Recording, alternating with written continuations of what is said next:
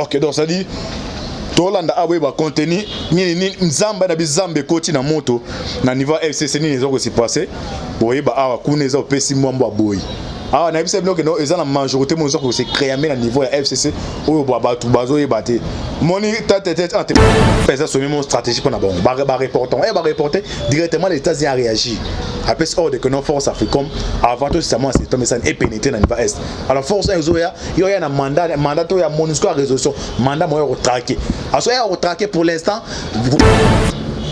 avant Kabila na Sénat a bengisa ki tous les membres ya FCC pour na monter ba stratégie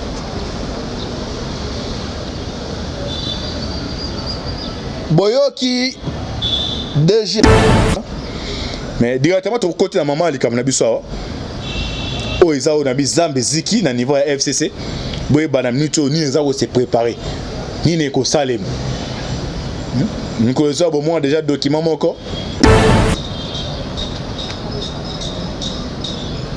bakutani quelque part tous les députés tous les sénateurs y a fonds commun pour le Congo sous ordre nani ya Kabila pardon bengi yemei les dessous des cartes de cette rencontre tout le bateau bon moi est-ce que tu es là bonjour bonsoir na balandinion soya la voix céleste mbote bozali ebele partout dans le monde boza kolanda biso par la 20 internaute wana Miami États-Unis na moni Salvador Bingonda Papicho na Miami na PC mbote skazali to na Suisse c'est que toko Maman Konde Chita la mère des opprimés na France, Maman Kabas Charlotte na Belgique, Maman Dédé Charlotte. Boza na Asie, Océanie, en Afrique sans oublier en République démocratique du Congo. Mbote na bino eskato bozali. Ezali ndeko na bino Moïse Moko Antibal nito sala décryptage ya actualité politique. Na botsa na pesi mbote mingi na ndeko. John Maboke Bende c'est ma caméra sur mon image ça bien. C'est grâce à John Maboke Bende na équipe Mumbai la voix céleste. Thème ou soit sujet to sur la biso bino lelo. Ezali directement au Kabila comme vraiment na réunion avant à s'apparaître dans niveau ya Sénat. Boye ba les dessous des cartes. Awa ndako za ko yinda boye ba avec Antibal. Qu'est-ce qui se passe actuellement dans niveau ya FCC? Ni les a ko se passer. Bande ko musu ba ko mkolela. Bato FCC musu ba le keno Kabila ko si bango. Tu comprendre tu no moni bande ko musu FCC. Batikala ki wana ba obéi na Kabebe que non selon bango Kabeso il y a un accord tozonga pouvoir en 2023. On a vraiment fait na tout ni mais et c'est na ba papu ba mikolo des responsables ba musu wa mbenga baza ba professeur à l'université ni ba se laisser téléguider par un jeune homme là au parti dans benga bonhomme pas to finir un bonhomme c'est to bo bon finir un bonhomme ba c'est OK conseil ba que non ande ezabwe tozonga la pouvoir en 2023 parce que Zambe Koti monte Koti na Zamba boye ba reno maman na reno kotaki boye ba le dessous des cartes avec Antibal boye besika makabeza leli tozo kende wapi tokosuke la wapi boki ba conteneur ba kangi na niveau ya natadi ba yo découvrir na kati ba conteneur ezala ba munitions monsieur batami wana plus de 500 conteneurs. Donc pour l'instant, Mouto Kabila a poni à travailler sur le plan expertisé à Bédachou. Bon, attends, la mon imboka oyo. Tout le monde arabe à Bédachou. Donc ba conteneur ba kangi on na kati il y a des munitions. Mais déjà service à Libanda pas c'est là que c'est sauver régime en place. Les services il y a renseignement extérieur. Des puissants en cas ba saisir en on découvrir ba munitions bon. Comme les banquettes, tu éviter c'est pas mukolo regarde les olives. Waza moi si à Kabila. Est-ce que bon, on va interpeller on ni où c'est passé. Toi bara après. Coalition FCC cash. OK, donc ça dit Tolanda awe ba contenu ni nzamba na bizambe koti na moto na niveau FCC ni ezoko se passer. Boye ba awa kuneza opesi mwambo aboyi. Ah, na bisa que non, ils ont la majorité mon que c'est créé à niveau ya FCC ou tout bazo et baté. Moni tête en te battre le coup bona Kabila 30 minutes. Est-ce que mutuboka boka ngena photo pendant plus de 30 minutes. Bah c'est permettre à Kabila comment localiser alliés. Comment localiser alliés? Pourquoi? De na bisa que non moi na ya Raymond Chibanda ou va monner na hôtel Toyer pour comprendre ou à trompe pour comprendre qu'est-ce qui se passe de ton limbo là. Mais directement ton côté la maman ali comme na biso o ezao na bizambe ziki na niveau ya FCC boye bana minuto ni ezao se préparer ni ne ko salem ni ko ezao bo moi déjà document moko et au na réseaux sociaux wana o bo zo ba signature que c'est tout bon rotia bi bataille des pes na uno nga upo na ngai bon eza politique bo ndima mais pour na ngai ce voie à dissolution ezali bo kena voie dissolution mais ce voie dissolution zate FCC zo préparer à humilier bino qu'on a plein poste et à Jama Kabunda Kabunda déjà ba pouvoir candidat moko ya MNC muto remplacer wana ah bo comprendre ba de muso ba benga botu na tibal ozaki oza information après en tibal il ba canon ba information c'est kana oza bo muso ba comprendre na répéter na niveau ya FCC déjà ba pouvoir mutu mo na niveau ya MNC o bo ta ba candidature entre partis c'est yananani ba ta FCC va voter pesa bloro Kabila est comme n'attend de la fin Kabila le gars mais ça va cartouche moko ya suka o a démonter c'est que non ngai na zaliwana ba cartouche aussi maté mais bino za da président alors sans plus tard côté maman alikam boye to tanga biso bino boye bisika to kelela awa nana kolela mwana ya la fille ya Raymond Chibanda na hôtel ya Trump ni nezo sa de makuna to limbo la biso bino awa pour na boye bisika to kende wapi to kosukela wapi Alliance FCC cache en voie de disparition.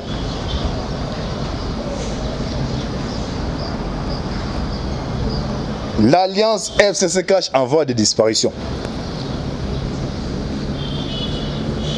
Avant Kabila na Sénat, abengisaki tous les membres ya FCC pour na monter ba stratégie.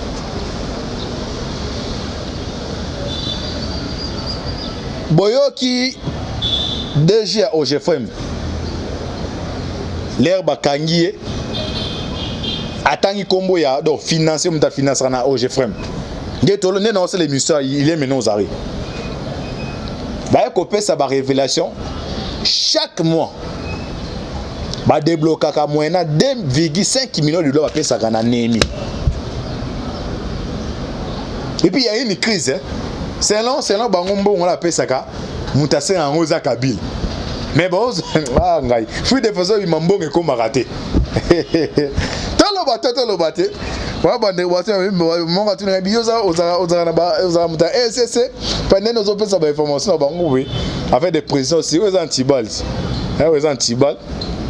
na répété au frère moi si na yo bazana ndako azali petite sœur ya Némi Milan passer à Saïb, passer à Saïb, on a fait Saïb. Moi, si naïe,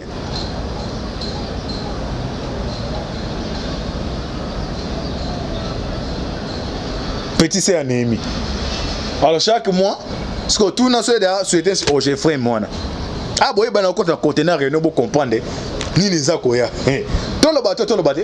Dans la carte, je fais moi chaque mois. Côté à Kabila à 2,5 millions. Ce qu'on y a bis en ce côté à 2,5 millions. Oh, j'ai fait mes comptes à combien? Par mon ballon à 2,5 millions après ça n'a autorité morale. Baï baka combien? Mais à travers la réunion de beaucoup comprendre ce qu'a Makabe Yindi. Tout le bateau.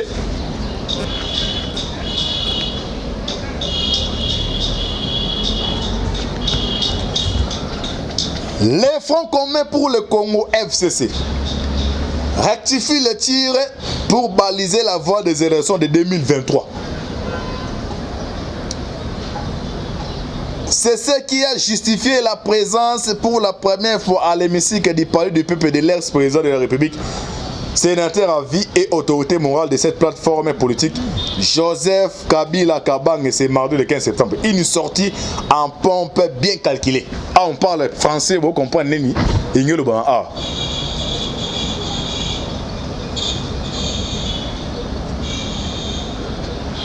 Pour l'instant, dissolution, ça, ils ont ma passe. La seule façon que nous avons de déboulonnage du système, c'est que nous avons. Parce que côté à calculer la FCC, nous avons Tanzanie. Baïbi que nous sommes comme en 2023. Constitution article 70. Et le but est que non, les premiers ministres restent. Non, et le but pas premier, les premiers ministres. Et le but est que les députés, les présidents, non. Et le but qu'on a monté organe, ils sont mon président de la République. Les présidents de la République restent en fonction jusqu'à jusqu'à ce côté na bango baïbi que non ce qui te comme en 2023 et arrivé que ma première limité et ils ont s'ils sont sortis vainqueurs ils ont s'ils sont à président de la République donc mon outil les c'est alors elle c'est que outil la wana et que c'est nga faut ma dialogue ça ni écoute na kata de tous les classes politiques bon ça ni boya air boya montos en position de force, ça monto à tirer l'ouana comme des conseils PC pouvoir.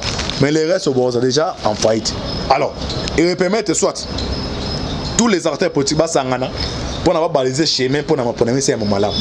Alors c'est ça le Kabila qui m'a ouana.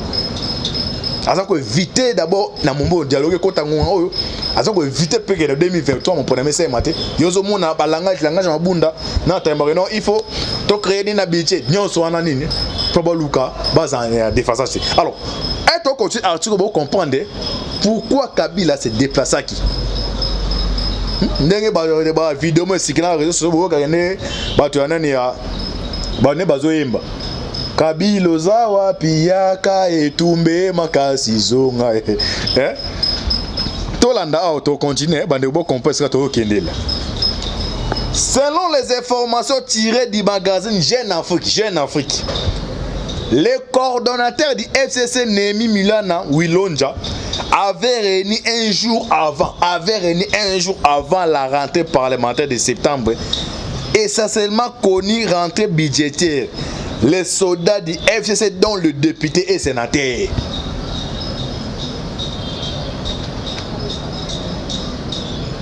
Bakoutani quelque part, tous les députés, tous les sénateurs y a fonds commun pour le Congo.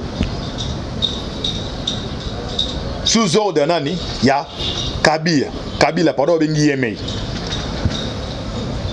Les dessous des cartes de cette rencontre. Tout le bateau. Bon, moi, est-ce que tu es là? Hein? Bon, pour y ma casse pour Nantibal. Bon, on bâton de bazar, on va benga yo toko bo mayo. Hein? On va manger aux Congolais. Les dessous des cartes de cette rencontre. Politique. Moutunion se rose dans d'orté un politologue. Ils ont bien na musala ya Nzambe. Musala otanga atange abaye ni ngozani. Pour comme pasteur wana. Ou comme pasteur mais on don wana te à guérison. La prédication. Il y a un pasteur ou à Shekina, na wala vana kota na dioka. Sont les informations de nos cas à ce D6.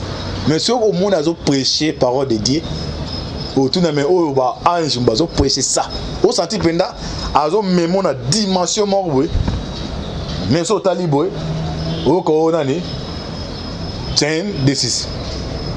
Mais toi landa awa, bon comprend le dessous des cartes à rencontre entre Néma za coordinateur FCC, na ba député FCC de ba sénateur. Bon on a le contenu à dessous des cartes.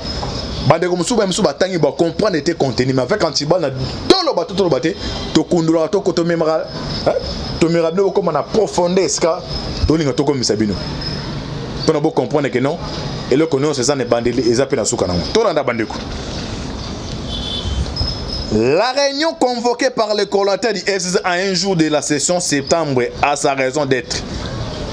Elle a permis à Milano de lister les griefs de chaque camp de la gestion du gouvernement aux ordonnances de nomination dans la magistrature et dans l'administration des 26 provinces du pays. Le Fonds commun pour le Congo est convaincu que le cash n'est plus disposé à respecter ses engagements avec les FCC. C'est ce que relaye les magazines Jeune Afrique. Dans ces colonnes, le magazine écrit que la plateforme politique de Joseph Kabila, au cours de ces rendez-vous, dévoilait les fameux accords conclus dans la coalition FCC, notamment la reprise du bâton du commandement à la tête de la RDC par les FCC en 2023. Chose qui devait incertainement avec le goût du pouvoir dont bénéficie l'actuel chef de l'État, congolais Félix Tshilombo. C'est vraiment difficile de céder ce fauteuil à un autre. Rencontre des dernières chances. ABC va député na ba sénateur.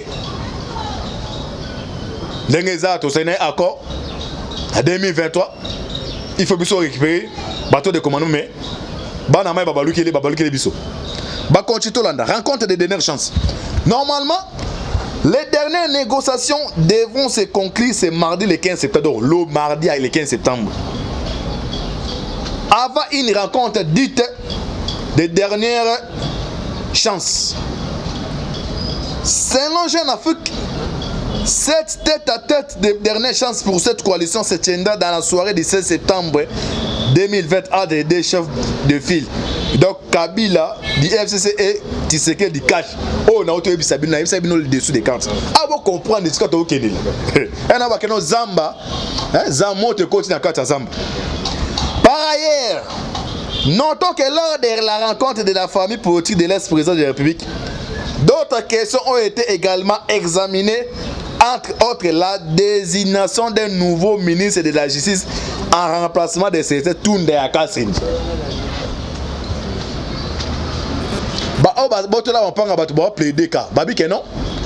On montre que banda Tunde Longue. Batu ya Congolais comment ça va? Pas on a photo Luka tout ça remplaçant ba. Ba aborder makambuya remplacement ministre ya justice. Aso bo comprendre ce que tozo kende là. Hein? Bo comprendre ce que tozo kende là. Pareil, notons que lors de la rencontre de la famille politique de l'ex-président de la République, d'autres questions ont été également examinées, entre autres la désignation d'un nouveau ministre de la Justice en remplacement de Célestin Tunde Akassindi. Ici, Bernard Chaïche Ngumbi. Ah, bon bandela. Bravo, répétez, bon kangabandeko. Combo, hein. Les premières analyses, soit chroniqueurs, ou appeler ça combo au Samand. Bon combo. Bernard Taïche Ngumbi est l'élu du chef pour ses postes de nouveau ministre de la Justice. Na répété, alors c'est combo. Bernard Taïche Ngumbi est l'élu du chef. Bernard Oyo Azara diplomate au Kabila a dépêché dans le niveau Afrique du Sud. Il y a un ambassadeur Vincent Karé Gabazabu. Non, répétez combo pour qu'on combo bandeko. Antiba za mutali boso livre combo, bon comprendre en retard. Tout le monde a répété pour qu'on combo naï. Bernard Taïche Ngumbi. Il y a des mutaza muto Kabila désigné à remplacer tout Ndakasene. Pourquoi va désigner?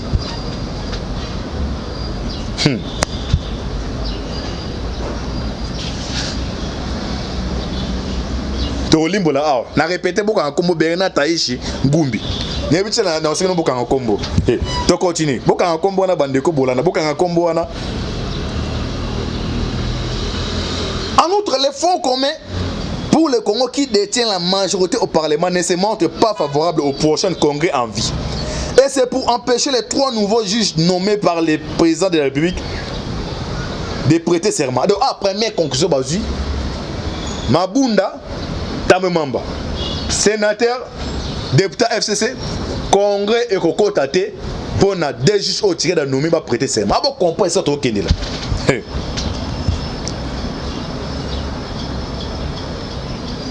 Non, interpellé par de quoi il dépêche.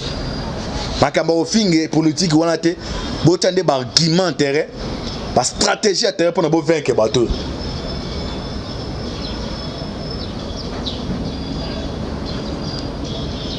C'est pour empêcher les 3 nouveaux juges nommés par le président de la République de prêter serment. Apparemment, l'avenir de la coalition FCCH est en jeu et devient incertain. Affaire à suivre. Cette rencontre avait principalement pour objectif de faire les points sur les négociations de l'alliance FCCH, soit examiner l'avenir de cette coalition. C'est-à-dire tabler sur des discussions pilotées par une commission mise en place en minutes censée aplanir les différences qui fragilisent de plus en plus la coalition FCCH.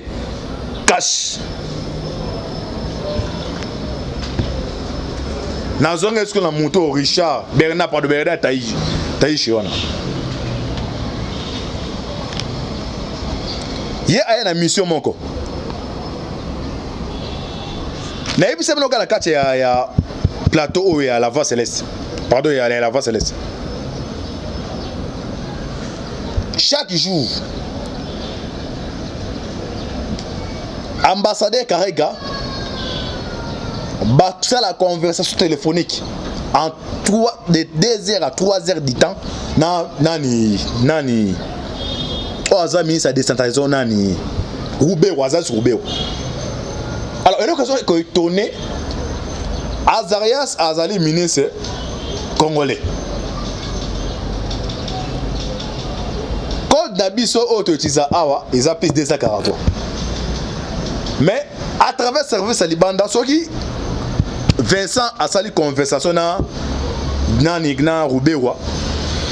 Service ya renseignement parce que non monde a tout ça appelle plus de vous benga. Et ça ba on va chance ya il y a un terme maintenant renseignement donc il y a un renseignement vocal donné no benga lo nani bodo ba tous les conversations ça là. Donc ça on dit conversation eza majorité il y a conversation codée. À moins que ça c'est bon Motorola boya Motorola plus renseignement militaire. Les alliés au serveur parce que militaire il y a tous les conversations il y a réseau il y a Motorola des aboués. Mais où était les appels téléphoniques les alliés année. Donc agent dans des renseignements. Parce que Nino balaya tous les conversations. Alors, ce va moni nani Roubé wana Vincent ba sa conversation. Service à année ba capter conversation na bangote. C'est à travers service à Libanda extérieur. Mais il y a des services à renseignement. Renseignement interne et renseignement externe. Au Liban, les armes sont supervisées par Centrale Internationale Agence na Mossad. Bon, on est surveiller conversation à Liban. Tout le monde a Kagama Zoli là, tu sais que pour l'instant il est mieux informé. Mais conversation tout le monde est dans la région Galak. Sur le plan interne, c'est à travers année. Mais ce qu'on n'est pas la salle. Ils ont des services année. Donc année au Kabila Tiko, pour l'instant, non, mais année moi il a besoin ici. Bah bon, bah nini meniki des inspirants, mais au état de service pour nous servir présent, tu sais qu'il a privilégié mingi, CNS. Service national de sécurité à présence. Il y a un contrôle l'union. Alors, ben on découvre na kata conversation souvent ça les entre Karega na Roubewa. Karega zo senga Roubewa a contrôle ya ONIP ya recensement. Comme baratango ba dépêcher les messieurs oyo Ferdinand comme Ferdinand on est ba dépêcher à ministre de la justice. Bomoni ante nani wa intérieur nani kakode na bako funda ministre juste akati mutama ministre juste kuna nani il dépêche parce qu'on a quatre réunions on va comprendre que non le fait que non nieme tunda ka c'est na longwe vidéo est qu'il faut ko ba récupérer pour ba planning plan na ba nga ba ça la plan ou awa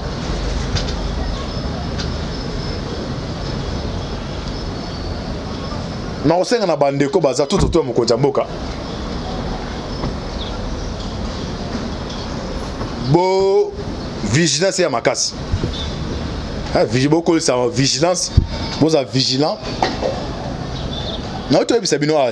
Il y a bien monsieur la bêta les mêmes ambassadeurs FVC Karega. Pas tout pour l'instant carte Kabila Ezaki basé et pas Kamere. Comme Kamere il est maintenant en prison, bah aussi bah tiango c'est gens on a dans c'est là Congolais. Bon on a tribalisme, ils attendent la stratégie. Donc Moutando fait ses formations caméra. Comme caméra est en prison maintenant, on va utiliser Karek. Alors Karek, qu'est-ce qu'il a fait? Ils ont deux jeunes filles. Moi, quand j'ai 28 ans, moi, je vais 32 ans. Moi, quand on a Luka, moi, je suis en Tiba, je suis en Luka, déjà, je joue comme des confinés. Basé dans l'ambassade de Yawan. Chaque 21h, 22h. Et on sait que dans le concert, c'est que vous êtes vigilant. Souvent, vous êtes à la mine. Hôtel hôtel du fleuve et sera ils achètent des champagnes chers au cas où Laurent paye $100 ils achètent ça Fandi pour ne pas le cabas draguer et puis les mêmes les lieux aussi souvent avec un nom proche de de ça ni boy. Il y a un vieux qui m'a livré les formations mais je suis exact anti-bal là ça c'est déchaîné bimaka tout le bateau il bazami balé je vais chercher les noms leurs noms na Lukana paye ça oh Pebino bandeko boza libana fo ça bazami balé moi quand en 32 ans souffert au talibo il a reçu même il s'est tiré en photo ma boya biso tindi soit tiré en photo na partageons mais il m'a montré ça regarder est-ce que lio babi keno ba branche tiré boya donc so ne bazali so oé fo lingara l'objectif comment faire maintenant pour pénétrer dans notre sécurité parce pour l'instant radar et présidence de la République est perturbé bah Moutaza qui permettre les informations à livrer ces caméras. Maintenant, comment faire pour avoir. Nous comprenons que nos bandagas, yo kabati beaucoup force. Comment c'est ça, la stratégie basée sur quoi en gros.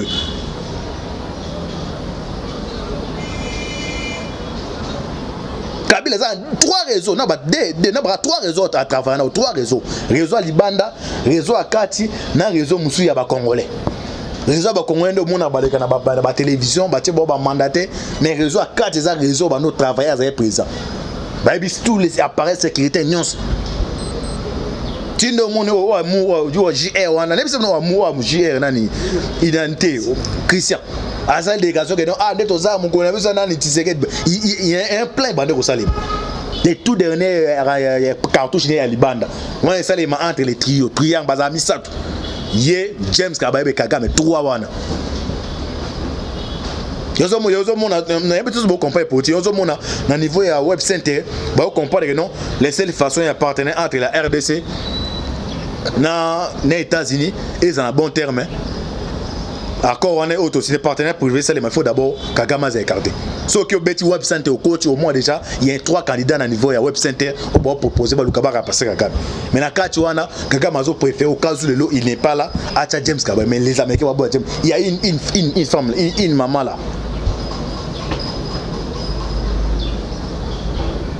le monde ce qu'on battle va tenter qu'autant on est piraté ba location comboné non même si non répéter comboné bo kanga bandeko musu bo benga bo tuna ntibal ba bloko ozanga na ebitse bo kanga comboné na ebitse bo kanga comboné wana komba ngozira bo kanga combo yo na ebitse na insister Bernard Taïche Ngumbi bo kanga combo wana na ebitse na lo bongo on est ces gens là bazali besoin de mais tout temps la biologie ami bianenga ya kaiboe aye moko boe abando panja ce qu'on sait que ne bazali stratégie na ba wana ba aye ne so aye moko bino bo tirer bo tirer sérieux nga pénétrer ce que mi panjani panja 100 bino bo mika moto bo mais ba panjani bazingyo ba c'est ça plan na wonde ba beti wana. Nous sommes les États-Unis a décidé que non. C'est pour exemple à Liboso. Non, le salaire maté banda histoire était banda ok non. À la veille, l'autre septembre, octobre, novembre. À la veille, les 4 novembre, des présidents pour la maison en États-Unis. Babi c'est pour la toute première fois au niveau de la Maison Blanche avant pour Nami. Les présidents américains convoqués les présidents africains. Pourquoi convoquer bon? Et puis moi sur nani. Oh ya Raymond Chibanda na ni trompe-toi on a hôtel on a avec que ça ni bon qui va remercier c'est la réseau sur non Raymond Chibanda ba kuta na matin faire vidéo conférence bébé ça où s'est passé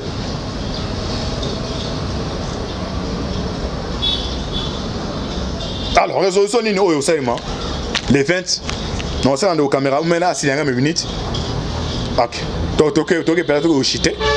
Les 20 pendant chité sommet zali na sommet na boki ezaki donc ezaki sommet ya dernière chance à passer na Kagame na Museveni Kagame avec Museveni qui no ba yate ça sommet mon stratégie pour na bon ba reporter directement les États-Unis a réagi après hors de que nos forces africaines avant tout ça c'est comme ça est pénétré dans le est alors force il y a un mandat to ya MONUSCO résolution mandat moi retraquer alors ya retraquer pour l'instant Rwanda zo vivre na ba coltan na biso Museveni pas comprendre directement au moni na de to ba Burundi c'est Museveni boki lobby a tinaki nani ambassadeur ko luka mama Tumbaziza non tokoya pourquoi Njamba batela bino so était un peu tokoya ko pesa le dessous des cartes to lo bato to limbola o kunda pena kati ya muzindo o to ko limbola les stratégies c'est pas externe c'est pas interne o ezako se préparer mon salema avec kati ba prier ma carte pour na biso parce que ba ndo ki ba dongo limiso na ba mona to so livrer des informations boy ba aux à l'est mais bo prier ma carte pour na RDC njamba osunga to lo esprit tribalisme merci mingi na ndeko John Moboke Bende ni équipe mo bala Céleste Salvador Bingonda na Miami Papicho Mbote Skozali affaire à suivre Antibala ozela kaka Salvador Bingonda na Miami Atiba ozela ciao.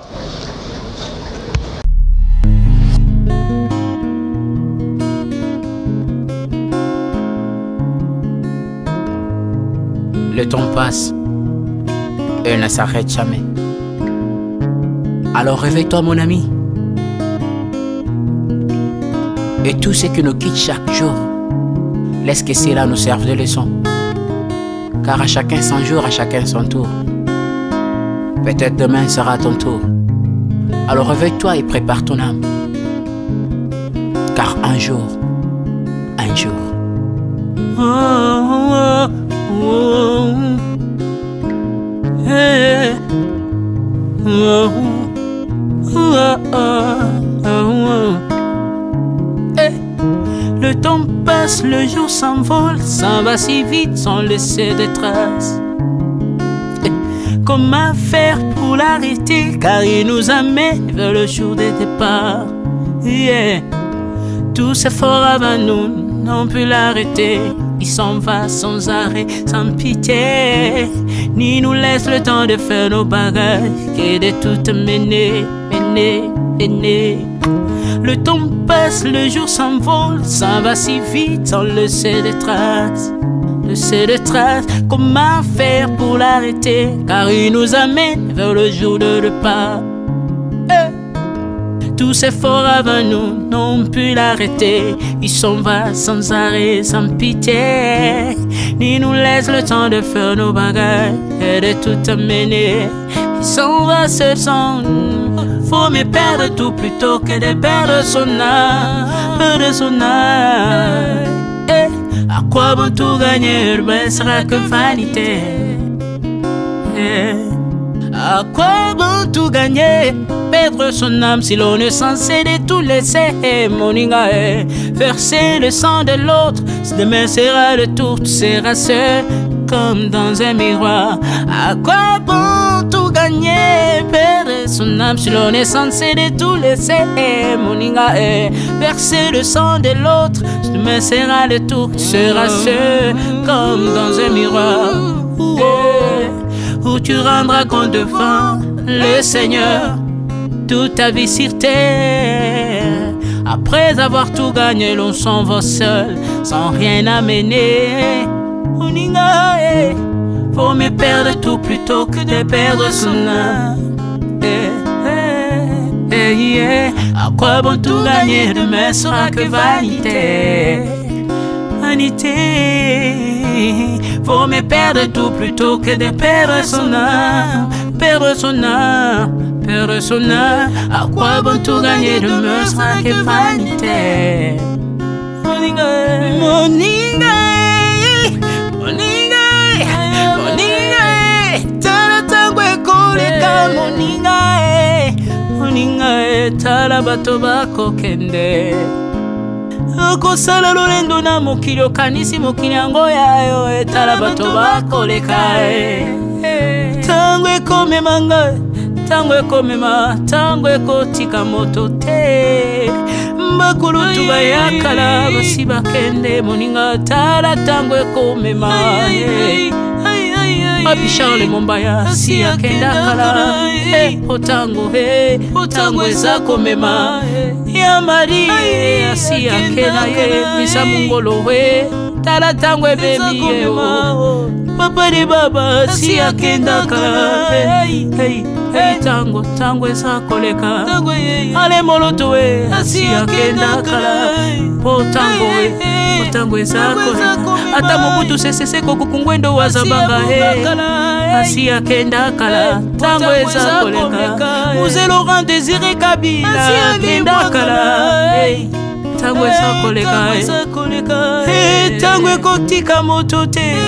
Tango ebangaka mokolo te. Liwa bangaka mokolo te. Abangaka peleki te. Abangaka motambongo tayo kaka pe mobola mawa te. Liwa tango yaka amemaka moto nyonso moto nyonso tango ekoleka. Engela bomoi na yo epana yawe. Tango ekomema engela bomoi na yo mokolo na yo ekoya okokende ndenge nini. Le temps passe, ne s'arrête jamais. Le temps passe. Moninga moninga tala tango ekomema. Moninga tala tango ekoleka. Moninga tala tango ekomema. Moninga tala tango ekomema. Tango ekotika moto te. Engela bomoi na yo. Tala bato bakokende osala ndenge nini okotikala ebende te. Okotikala ebende. Le temps passe, ne s'arrête jamais. Le temps passe, ne pardonne jamais. Le temps passe, ne s'arrête jamais. Engela bomoi Moninga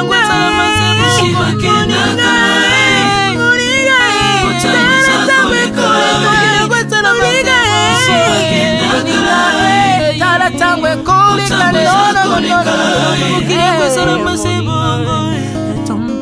Ekolo nyonso bato bakokende. Nalela pona nini nalela pona nini. Tango eza koleka.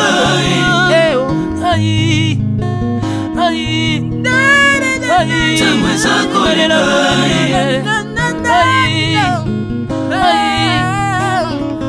Tango eza koleka. Le temps passe. Alvin et Béa tala tango ekoleka. Tango ekoleka. Nabongisa bomonanga pona nini. Bato bakokende biloko nyonso ekoleka. Nalela tina nini. Natangisa makila na boma bato pona nini. Soki nyonso ekoleka. Un jour nabanga kufa pona nini. Soki naza putulu ya pamba mokolo ezali na koleka. Le temps passe.